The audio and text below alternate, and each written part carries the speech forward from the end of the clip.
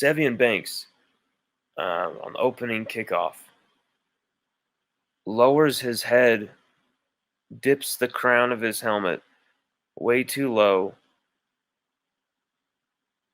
It's an obvious targeting call. It's an obvious, like, helmet to helmet, just basically like a spearing type of formation, and just gets his head, like that, bunched up. And it is a nasty, nasty scene. It looked so bad. And with the week we're having with, questions over Tua Tagovailoa, his health, his injuries, you know, it's just you see that as well with Sevyn Banks. It was terrifying. You thought, oh my God, this what are we seeing here? Are we seeing a young man who's just coming back from a long layoff injury from his hip, and now he's going to, like, break his neck or something? It was really terrifying. And then to have it become a really good story now, where he's got feeling in his extremities. He even traveled back to the stadium. He's even traveling home with the team, which maybe that's a little too extreme. Maybe just let him stay the night, I think, just to make sure, be under observation perhaps. But it seems like he is passed with flying colors. He made that one tackle in the game, but yeah, it was a very scary moment that really sucked the life out of the entire um, sideline for LSU. Really got everyone down, and I think it took maybe they were a little timid at first to go diving in there for the tackles and to play with ferocity and intensity.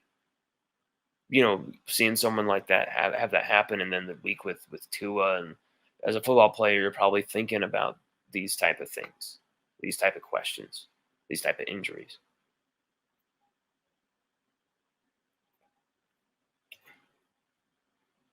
And I think you saw LSU have a sluggish start because of that, but then LSU just turn it around.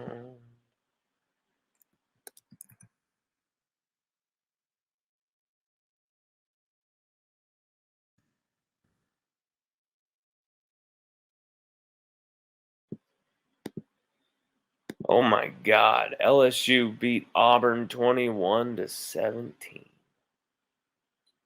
and it did not. It was oh my God, it did not disappoint. This was a game and a half. This was a game and a half, people. This is what you come to watch college football for. This is why you watch college football. This is everything you wanted in a college. Hey, Rivers coughing. Anything you wanted in a college football game, it was here tonight. It was here. It was just a little sluggish for quite a long time in this game. A lot of sluggishness. A lot of sluggishness from the offense.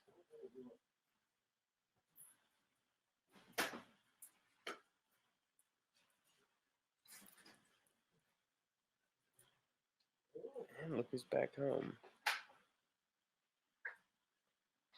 LSU pull it out 21-17. Unbelievable fashion. Unbelievable fashion. How did it happen? How did it happen?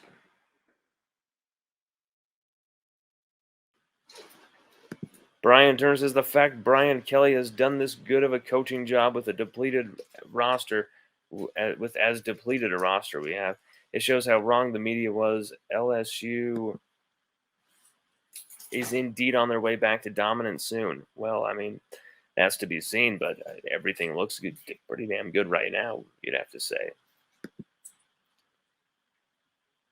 Cole Adams says, love the wub or win.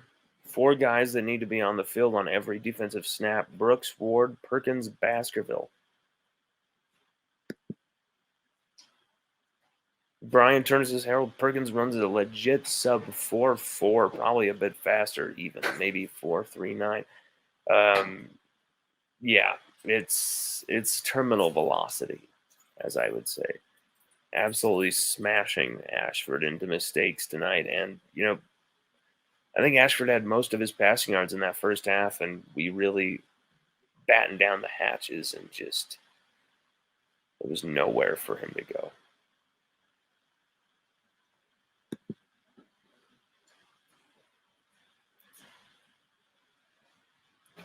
Whoa, Big Scrappo says Brian Kelly need to yell at Jaden Daniels same way he does Nuss. Yeah, I posted a video with that because it was a little unfair. I thought a little unfair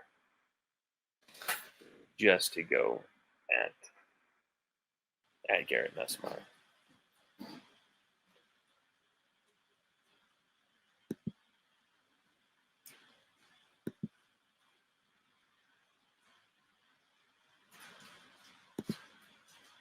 I'm just looking at these receiving numbers, and it's just a joke. I mean,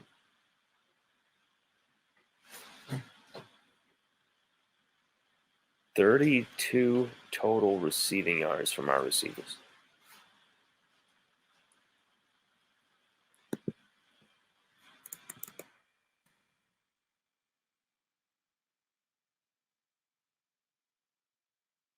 I have to put that up. That is just incredible.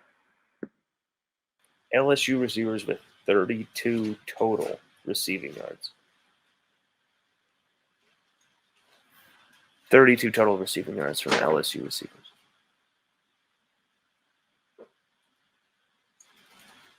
And it's not even LSU's receivers. It's not like the LSU receivers are failing. This is LSU's quarterback play is failing. That's what's failing. You can say Jaden Daniels is our best option to win games in 2022, and I'll agree with you.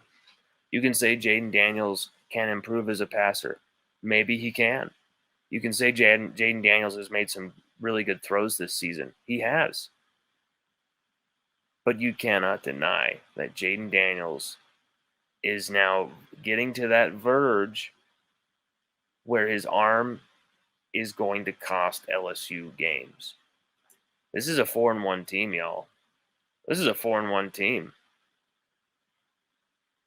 You can pretend that LSU aren't good. You can pretend that LSU aren't going to contend. This is a 4-1 team right now. We're going to see what's going to happen against Tennessee. We're going to see where things are going to go. But this is a team that are going to be competitive in every game they play.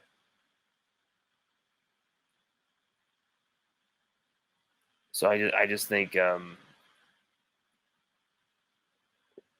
what are LSU going to do at quarterback?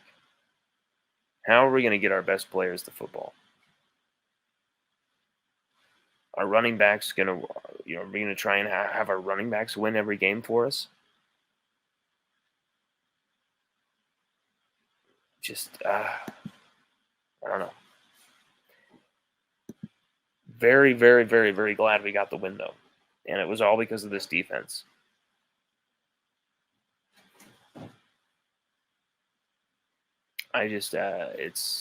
You saw our offensive line really having some struggles. You saw the two freshman tackles, Emory Jones, Will Campbell. You saw them have their first struggles in their career for LSU. Well, actually, I take that back. Will Campbell had struggles in the week 1 against Florida State, but struggled once again for the first time since.